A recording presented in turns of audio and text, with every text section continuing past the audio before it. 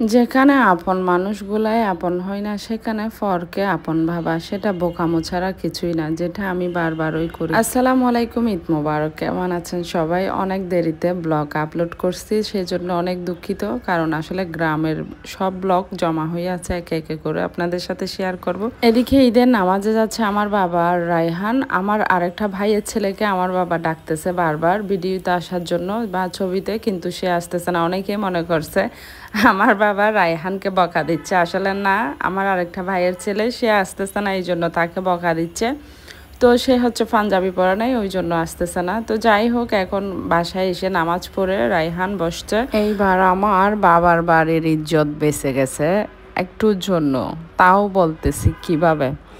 তো রায়হান সব সময় বলতো যে আম্মু তোমার বাবার বাড়িতে আমাকে কেউ সালামি দেয় না। তো সে নর্মালি দেখা যায় শহরে ঈদ করে, পরে যায় অনেক পরে, তখন তো আর কেউ সালামি দিবে না। আর সে যখন আমাদের বাড়িতে ঈদ করতো তখন তো সে অনেক ছোট ছিল, যার কারণে তখন আসলে অতটা বুঝতো না বা কেউ সালামি দেয়ও নাই বা দিত না। তো যতটুকু মনে আছে আর কি, আমাকে সব সময় বলতো যে তোমার বাবার বাড়িতে কেউ সালামি দেয় না।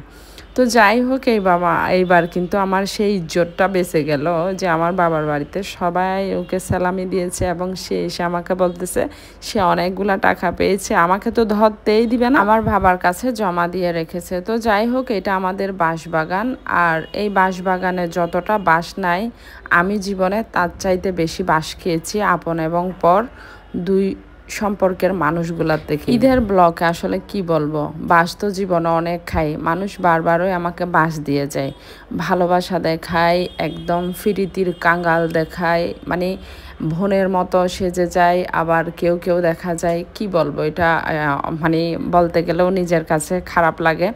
আসলে কত স্থানের ক্ষতের কথা মনে রাখতে হয়, আঘাতের কথা মনে রাখতে হয়, এগুলা যারা ভুলে যায় তারা কখনোই জীবনে বড় হইতে পারে না, তাদের কোনো সম্মান থাকে না। ওই মানুষগুলোর মধ্যে আমি একজন, যে হাজার ক্ষত আঘাত আপন পর সবার থেকে পাই, কিন্তু নিমিষেই কারো একটু ভালো কথাতে, কারো একটু ভালো হাসাতে, ভালো মিশাতে আমি ভুলে যাই এক মুহূর্তে, যেটা আমার জীবনের অতীতে অনেক অনেক মানে মানে নজির আছে আর কি, যে আমি মানুষের ভালো কথাই গলে যাই। তো যাই হোক, আসলে আমার কপালও কেউ নিতে পারবে না, আবার দেখা যায় আমার কোনো ভালো কাজও তারা নিতে পারবে না।